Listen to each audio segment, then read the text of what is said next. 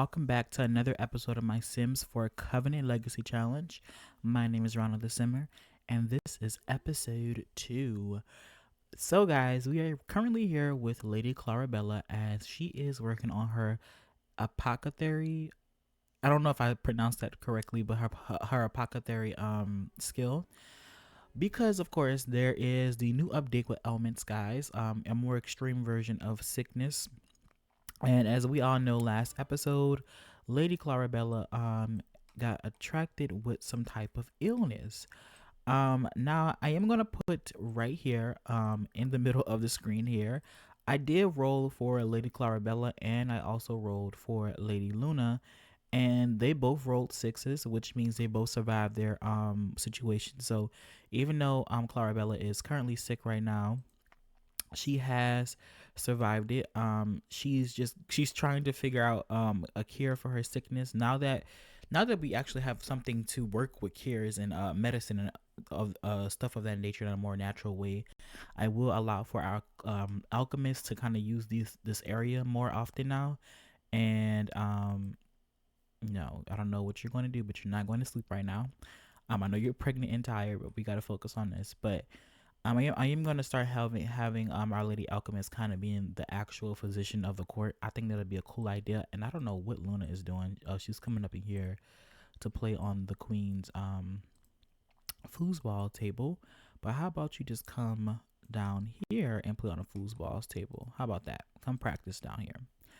Okay, so let me go back up here. But yeah, as you guys saw, Clarabella and both Luna survived their sickness. They both rolled a 6, which was so crazy to me, but that's what happened. And yes, they are now so they survived. So another thing I want to talk about really quickly, guys, is what's going on? I'm so sorry for the lag, guys. What's going on with her? What is that from? I guess that's from the sickness she has. Sonic sinuses ailment. Yeah, that does come from that. Um, I have decided that from now on, I'm going to be taking notes when it comes to basically. You can go ahead and continue boxing if you want to, practicing.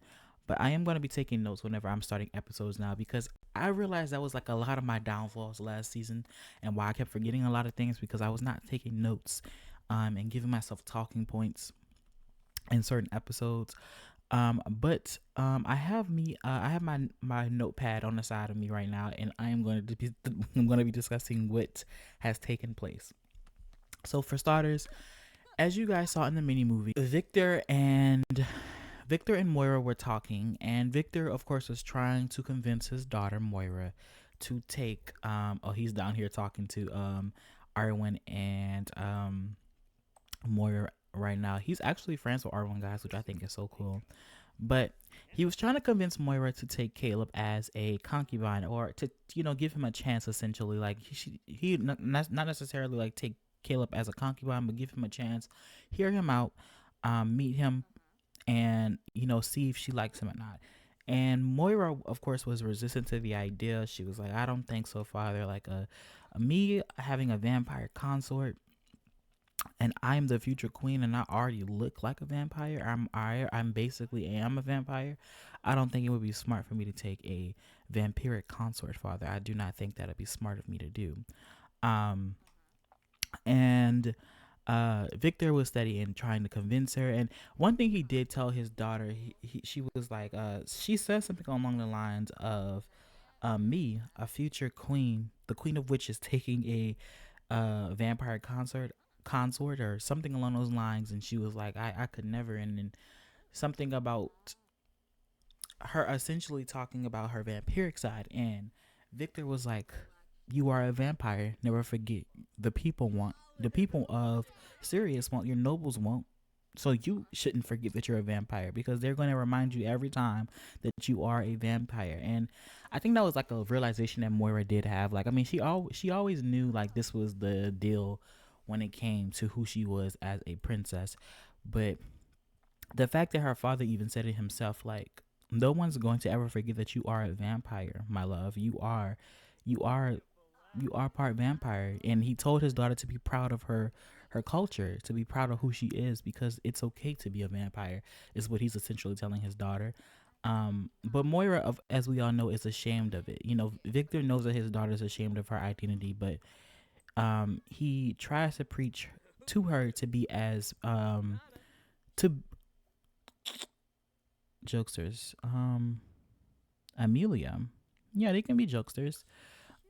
He's trying to preach to his daughter to be proud of who she is as a princess, to not hide her vampiric side. And you know, she was also still resistant to the idea, and he was telling his daughter, "You'll be queen. Your opinions, your nobles' opinions will matter little when it comes to who's in your harem." And I kind of feel like Victor didn't really know what he was talking about when he said that. In my opinion, I feel like Victor is just speaking from the um from the idea that he's a vampire, so he's very powerful, so not many people can go against him because of how powerful he is in terms of his strength.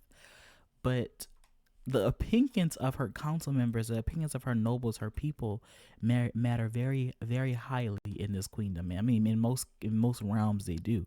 I feel like in almost all um, historic, just real world, politics, the people's opinion matter, whether it be high class or low class.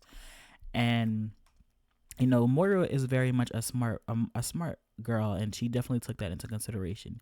But towards the end of the conversation, as we all know, Queen Elodie came in and she was like, "So this is what you have been doing behind my back." So she definitely she was, I don't know how long she was standing there for, but she definitely heard some parts where Caleb was still insisting on having. I mean, well, Victor is still insisting on having Caleb as a potential consort to his daughter. And Elodie was not having it. They were arguing. She took him back to her own bedchambers, and they were arguing and discussing, and how much she hated the idea of her and Victor basically getting together. She's gonna go ahead and sleep. One thing I did not do, guys, is I did not get their new chambers made. I'm not even gonna do it anymore.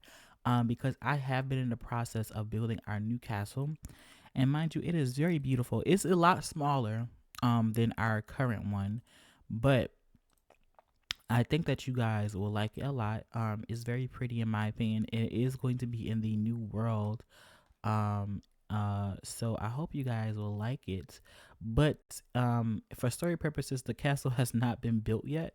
It is still under, it hasn't even been thought of, actually. I'm just waiting for a certain part in the story to basically show you guys the castle. Because I do have a few things planned for the future episodes ahead. And trust me, it'll happen very, very soon. I'm gonna say around episode 5. I'm gonna just have you guys look out around episode 5. I'm trying to figure out where Marcella can sleep right now, because I did not get her a bed. She is the lady knight, so her bed chamber should be right here. Let me just put up like a quick bed in here.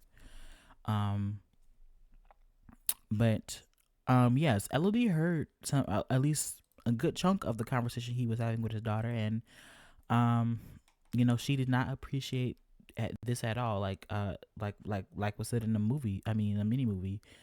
He is still, trying to push Caleb after she specifically said no.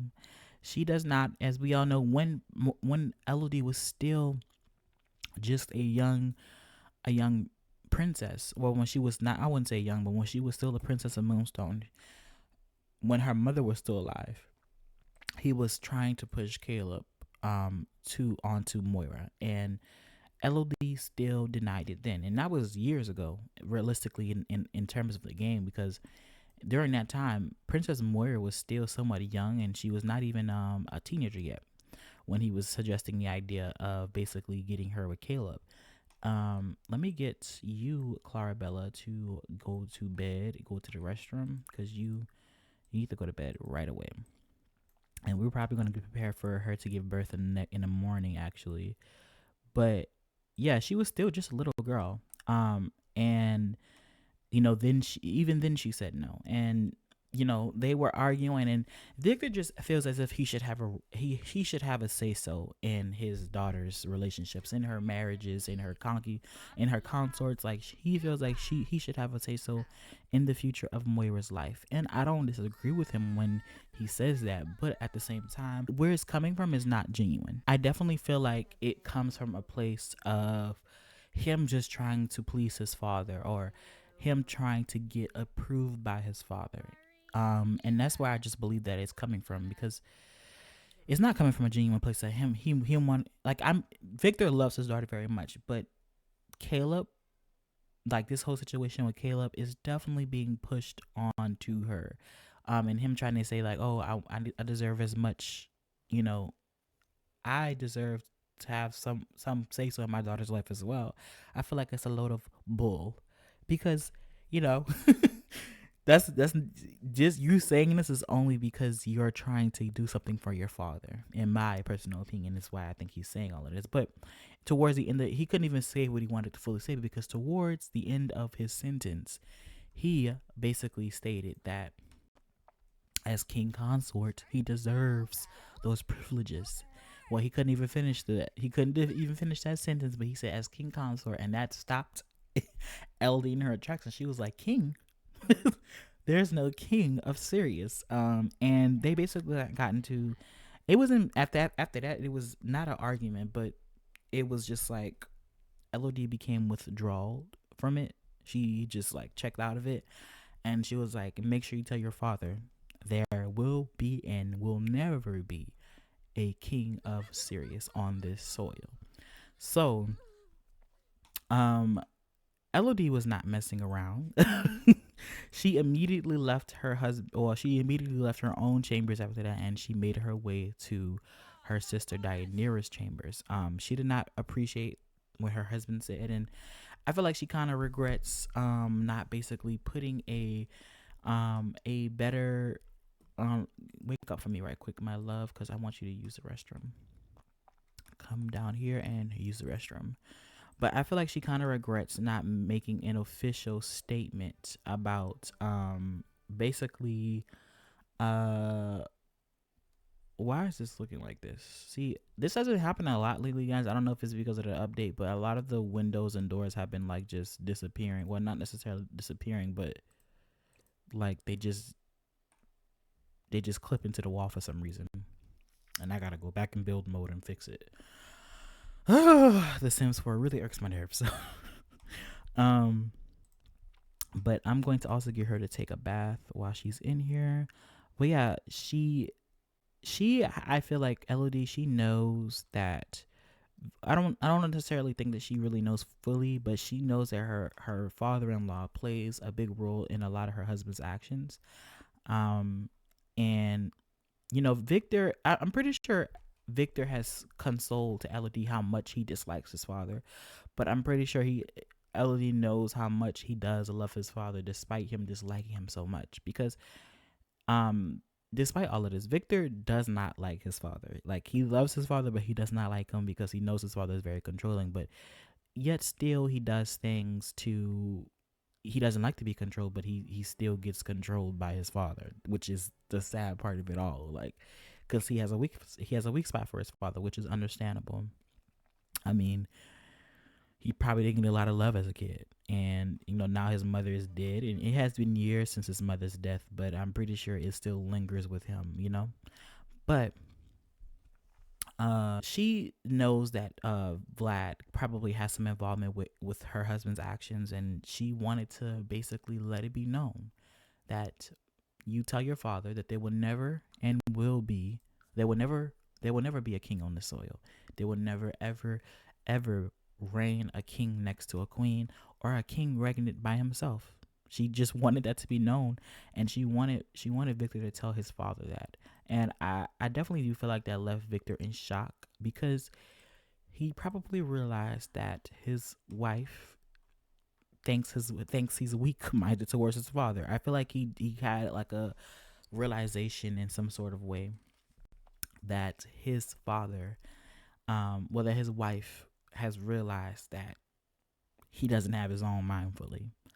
And for her to say that you should tell your father that, he probably feels as a husband he's failed his wife, and in so many words, in so many ways. But also that he was kind of caught because like he's saying all this other stuff about how he wants to have some say so in his daughter's life, but he's also doing this because really and truly he wants to kind of get approval from his father, and that kind of hit him like a sack of bricks that his wife kind of knew that. um but I mean, guys, tell me what you think about that. Like, I find that so interesting, like that is going on, and I wonder where that will go in the future. Okay, guys, Lady Clarabella has gone into labor. Poor girl, she is so sick and also very very sick right now, so she's going through it really really badly. Poor Clarabella. But yeah, we have her in the birthing chamber right now. We have her husband Douglas Magana, who was previously Douglas Crescent, and we have her mother, Lady Clara Magana. And for some reason, her brother is in here. I was trying to get him to leave, but he did not want to leave. This is Lady Luna's husband. He came here to come get little Ronan because he did age up until an infant, and I sent him home. But his father came to come pick him up to do so, but he never left the birthing chamber to get him. I mean, to leave with him. So I just didn't.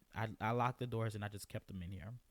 But anyway, one thing I am going to do is I'm going to go ahead and get Lady Clarabella up, and she's going to go ahead and give birth. Now, I am going to go ahead and roll to see if she is going to have, well, if she's going to die from childbirth or not.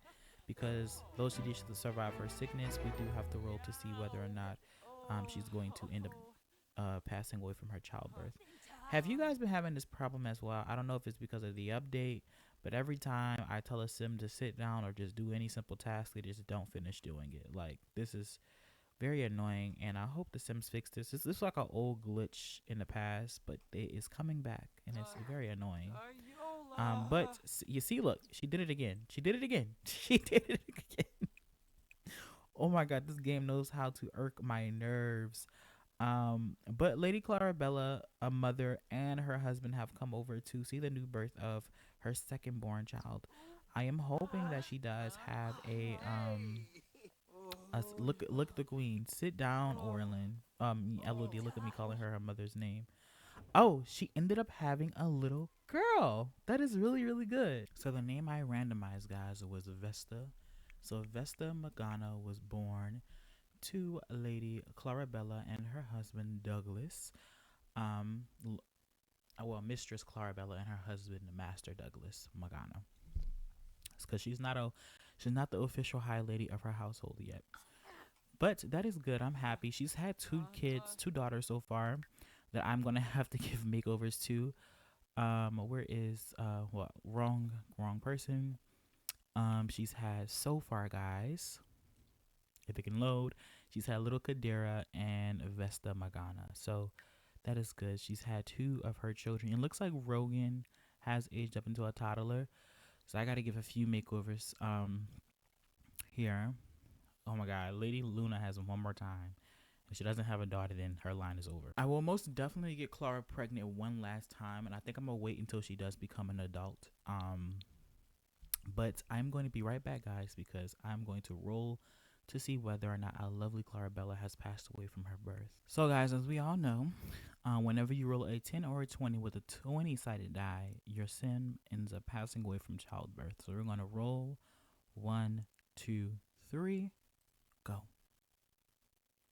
And it looks like Clarabella has survived her childbirth. So we will not have to plan a funeral for our lovely mistress. Okay, so let's go ahead and get Clarabella. Oh, she's still having the baby?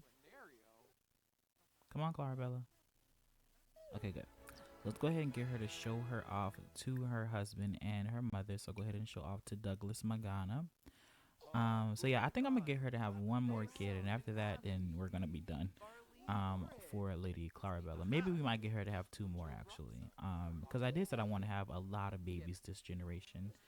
Because she doesn't have any sons, which could be useful. She's had two daughters, so two successors to the Magana family line. Two more, one more than her mother did. When she was the well, as she is the high lady of Castle Magana. And I'm going to, after that, get her to show off her child to her mother now. Um, where is where's Lady Clara? Bella, where is your mother? I guess it's because she's about to leave. That could be the reason. Let me see. And so as I said, the game is so laggy. It's gonna be like this for a while, guys, because I'm not gonna change castles until certain things are in play in the story. But it's not too bad to where I actually have to leave immediately. I can manage it.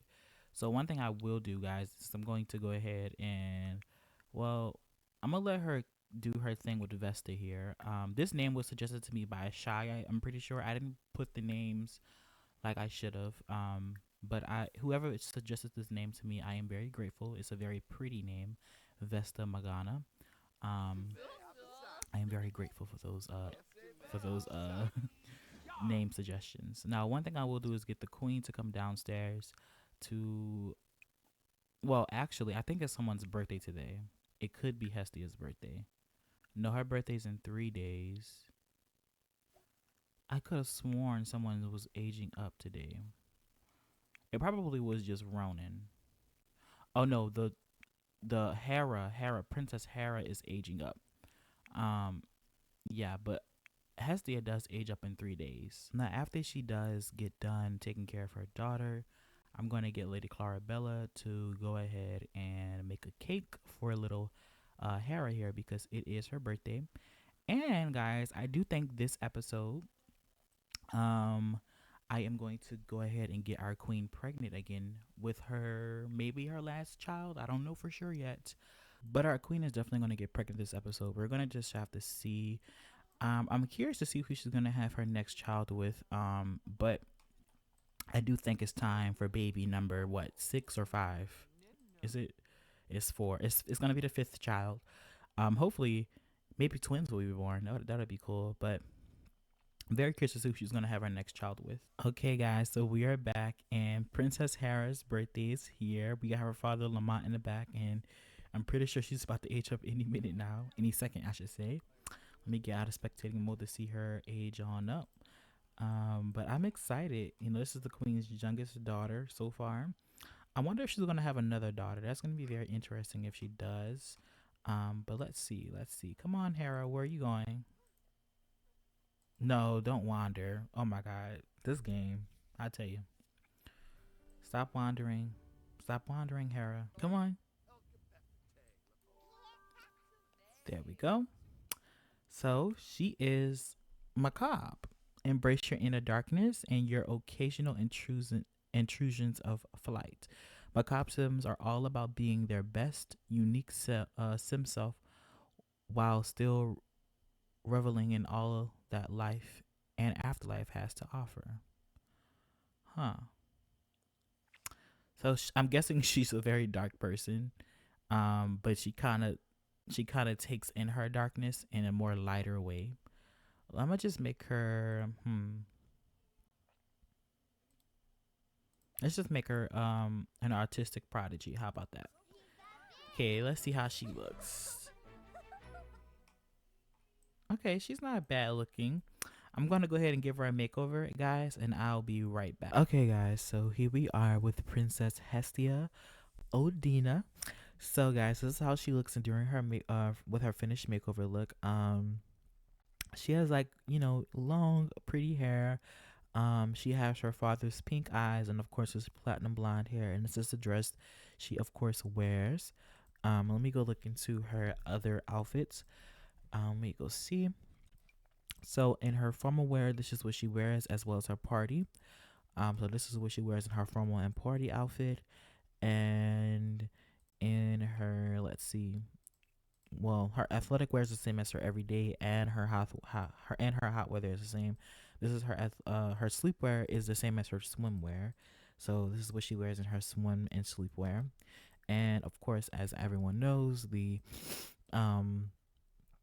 winter wears are pretty much the same, and this is what she's wearing in the winter. So yeah, that is our Princess Hera. Now guys, I am very curious to see like how this trait manifested. Like I really don't know what to do with this trait, guys. Like I like the idea of the trait, but I really don't know what to do with this macabre trait. Like, can you guys give me any ideas on like what it could possibly mean and why Hestia may have gotten this trait? Because I really don't know what to do with this trait. Yes, it does mean like some type of darkness, like you embrace your darkness, your inner darkness. But like, why would she want to do that? Like, I am quite curious to see you guys' thoughts on that. Now, guys, one thing I do find interesting is that both Queen Orlin and Moira came down here to mourn Queen. I said Orlin. Queen Elodie and Princess Moira came down here to mourn Queen Orlin. As you oh, look at Victor, he came down here as well. But as you guys can see, I have given our queen a little bit of an engrave here. It says Queen Orlin, the mother of Sirius. That's the nickname I have given her. Resting in the heavens with Gaia, and of course we have her familiar Apollo here. It says here Apollo, the familiar companion to Queen Orlin. It said that after his death, she never took another familiar. And here is, of course, her portrait. The one she took when she was a young queen, resting beside her urn. Uh, I just find this all very, very sad. And, you know, LV is still, though it has been some time since her mother's death, she's still processing the fact that she is gone and she's hurt by it. And, she's come down here to mourn her as well as Princess Moira. Now, one thing I do find interesting, guys, is the fact that after Orlin's death, one thing that Princess um Moira ended up getting was anger grief, which is interesting. Sims with this grief type often have intense frustration and tend to and frequently get angry emotions, leading to outbursts and mean interactions. Sims can cope positively by attending grief counseling, working out those frustrations in the gym or at home by by exercising or channeling her emotions through playing instruments. These actions can be a great outlet for all that pent up anger. Now, I find this interesting, guys, because she's angry with Orlin essentially. Now that she's gone, she's very much angry with her grandmother, and I feel like that comes from just basically how Moira was kind of treated by Orlin in a sense. I mean, later down the line, Orlin started treating Moira better. I wouldn't say she treated Moira badly, but Orlin did definitely like distance herself from her granddaughter. Um, which is very sad. Like, and she knew that was going on. And like I just felt like she's probably angry with Orlin because maybe she felt like her grandmother didn't do enough for her, or maybe she felt like her grandmother, um, she didn't have enough time with her, and you know, she just wasn't treated the way she wanted to, in my opinion. Like she is having a hard time coming to terms with Orlin's death because she may have felt like she didn't get enough time with her grandmother, and it's really coming back to bite her in the butt. But yeah, she's very angry with Orlin, and I can definitely understand why Orlin was not the best grandmother in the world, at least to Moira. She was more so a queen than anything else, and when she did feel as if things were getting too big for her to basically deal with, she did distance herself a little bit from Moira. She came around towards the end, but people always do stuff a little too late in the game, which is quite sad. But yeah, I just wanted to basically talk about that for a little bit. And one thing that I do find interesting, guys, is that I should actually be making Moira's concubine ball right about now. Not this episode, but I should be making it because she is halfway through her teenage life. She's going to be aging up into a young adult in 7 days, which I do find interesting. But I think I'm going to wait until like the day before she does become a young adult because I do want a few other Sims to get a little bit older before I do host a concubine ball. I want there to be a few other Sims. I want it to be a big one, because we're gonna have two concubine balls this time around. Like we had one during Queen Elodie's reign, but we're gonna have two during Queen Orlin's reign, but we're gonna have two during Queen Elodie's reign. Um, with Arwen. So Arwen's gonna get her a concubine ball as well, but we're gonna do one definitely for Moira. And I want her to do it one like a day before she does age up into a young adult. I think that'll be good. So that way, like people like Hephaestus or Heron, or just any other children or any other toddlers that are around right now that are males could be a part of the concubine ball when the time is right. So I just wanted to go ahead and clarify that. Tell me what you guys think about Moira's mourning of Orlin and how she feels anger towards her grandmother. Like, tell me your thoughts on that one. So, as our last act of business this episode, guys, we are going to be doing a try for a baby with one of the queen's concubines. So, of course, we have Lord Soren, um, Cyrus Lamont, and of course Prince Victor all here. Um, so I'm going to go ahead and hop over to the dice really quickly, and we are going to see who the queen will try for a baby with. So before I even go, I'm going to say 1 through 2 is Prince Victor, um, 3 through 4 is Cyrus, and 5 through 6 is Lamont. So let's go ahead and hop over to the dice, guys. I'll see you there. Okay, guys, so here we are at the dice, and we are about to go ahead and roll to see whether or not Cyrus, Victor, or Lamont will get to try for a baby with the queen or not. So 1, 2, 3. Oh, guys, Victor. Oh my god, that's kind of crazy. Okay, so I'm guessing what I'm taking from this, guys, is maybe we're gonna talk about it when we get back. So one thing that's gonna happen, guys, is that Queen Orlin is gonna start making her way back to her chambers. So she's gonna go ahead and leave the harem here, because as we all know, guys, whenever there is um a a breeding going on between the prince consorts and of course the queen here, as said in early stages of his own marriage, he will have privileges to her bedchambers when it comes to breeding. So he's not going to breed inside of the harem because this is not his. He doesn't belong here. He belongs in an actual castle. So right now, Soren is basically just um giving his son-in-law good luck and telling him that you know it's your time again. You should have your second born child, and hopefully no quarrels come out of that. Now, I think, guys, what's going on here is, oh my god. Oh, okay, that's Cyrus. He doesn't like. Now, what I think is going on, guys, is maybe maybe Soren is sensing the tension between his daughter and Victor. You guys can. I'm sorry, guys. I'm having a little bit of a congestion problem. But you guys can also give your thoughts on this as well. But I feel as if maybe Soren has kind of been feeling as of late the tension between his daughter and Victor, and he is trying to rectify that for her. He's trying to make her marriage better for her. Like he loves his daughter and he wants what's best for her. So I think he's trying to make sure that maybe a child will help them bind their marriage back together, because they have been very rocky as of late in terms of their marriage. And you know I'm pretty sure he's been noticing that, and he wants to kind of make everything better for her. So he has been. So he's gonna send Victor up in there. All of the other males have had their time to try for a baby. He's made sure Cyrus had a kid with her twice.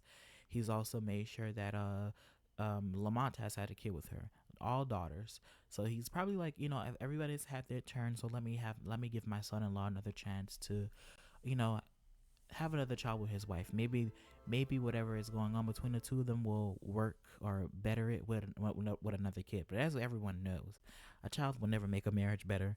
They already have one kid. I'm not gonna say their marriage is in shambles, because it's definitely not that. But they are having a rocky spot right now, which is understandable. Like, they are going through a hard time. And it's mainly because Victor has his own opinions, and his wife doesn't allow those opinions to be talked about much. So let's go ahead and get him to come up here. Let's get the queen to make her way up here as well. I don't know why she got back in. I hate that whenever it's the winter time, the Sims automatically always change into their winter outfits. Like, I think that's so stupid because I literally have them all in their everyday outfits because they don't need to put on their winter outfits when they're going outside. But every time I log out the house, they always put their winter outfits back on, which is so annoying. I'm gonna get you back inside your sleepwear outfit. I'm probably gonna change her hair and her sleep and um winter I mean her swimmer outfit because I don't like it. I try to, but I don't like it. I think it's okay to have her have the same hairstyle in her sleep and her swimwear, so I might just change that. So I'm gonna go ahead and get Victor inside of his sleepwear as well. And let's get you in there. Let's see which one. Come on, load up. There we go. And we're gonna go ahead and get them to try for a baby. I don't think it should take them long because they have a pretty much high relationship already. Let's just go ahead and get Victor to kiss her neck, and also hopefully they fix the pregnancy glitch because I did have a little bit of trouble with that. Um, so I'm hoping they did fix it, and then we can go ahead and get them to kiss each other. Come on, lovebirds. I don't know how Elodie feels about Victor basically getting another try, but I'm pretty sure she's not too upset about this. I mean, this is her husband after all. She's been knowing him since she was a young girl herself. They've been both knowing each other since they were young. So, I'm pretty sure this is not such a bad idea for her. I'm actually going to cut here, guys, because as we all know, everything takes an extra long amount of time to do any little action.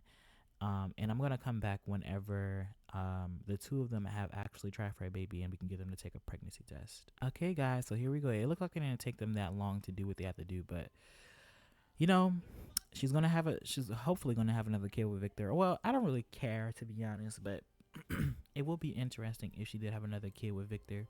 Another hybrid child. Oh my god, that would be crazy. And it'll be even interesting if it was a girl who looked exactly like her mother. That'll be a twist for sure. But I wonder how Queen Elodie feels right now about this. I mean, I'm pretty sure she loves Victor. We all know that. But like, they did have that argument earlier in the episode, discussing how she felt about Caleb and how he was still persisting on Caleb and things of that matter. And then him calling himself a king consort. Um, it's all very interesting to me. Like, I'm wondering how she feels about that in this moment. Like, is she going to, like, as we all know, eventually she's going to make an announcement declaring um Victor as an official prince consort instead of a king consort, because she has not actually made it law deciding whether or not what is his official title. Everybody calls him Prince Victor, but he doesn't actually have a title officially in the Queendom of Sirius, declaring that he's an official prince consort to Queen Elodie.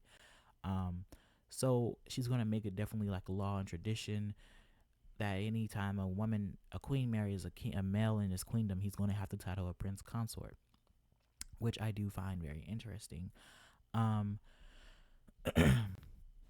so that is something that I will be planning on doing in the upcoming episodes. Elodie is not going to rush into it right away, but she is going to make it known that he's strictly a prince consort.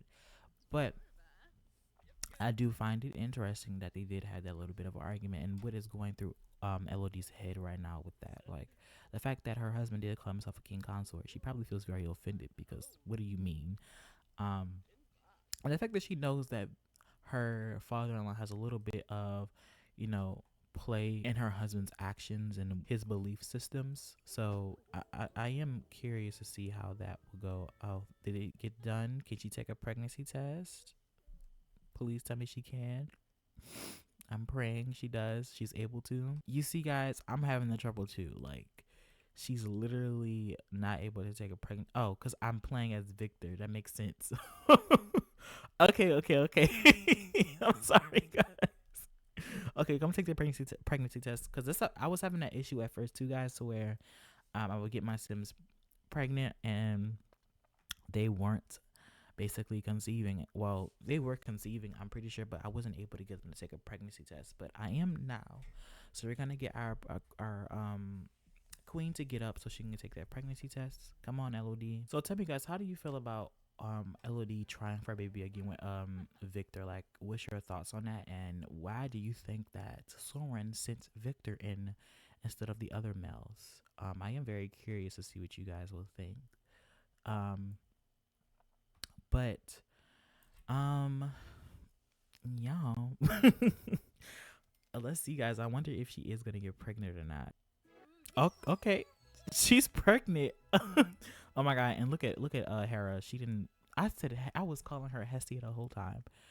Um, but Hera walked into her mother. Basically using the restroom, but she's gonna go ahead and tell Victor, guys, she's pregnant again. That's crazy. Another hybrid child's gonna be born between her and Victor. That's gonna be very very interesting. I wonder when she's gonna tell the court. But her and the prince consort are going to be having another child. Oh, sorry, guys. But I also think that it is fitting, considering he is the prince consort. It only makes sense that the prince consort would get the queen pregnant on her time as becoming queen. Like, it just makes sense to me. Um, but yeah, guys, tell me what you guys think. My name is Rana the Simmer, and I will see you all next time. Bye bye.